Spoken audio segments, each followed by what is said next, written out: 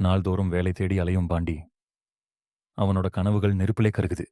அவனோட வீட்டு நிலைமையும் ரொம்ப மோசமா இருந்துச்சு. வறுமையின் நிழலில் தாய் கண்ணீர் விட்டாள். ஒவ்வொரு நாளும் அவன் வீட்டு பக்கத்தில் முருகர் கோவில் சென்று முருகன் வேலுக்கு பூச்சூடி, முருகா, எனக்கு வேலையே இல்லையே. இருந்தாலும் அவன் முருகன் மேலிருக்கிற நம்பிக்கையை விடல. பொறுமையாக இருந்தான்.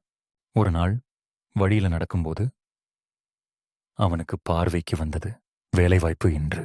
பாண்டி அந்த வேலைவாய்ப்பு பலகை பார்த்துவிட்டு உடனே சென்றான்.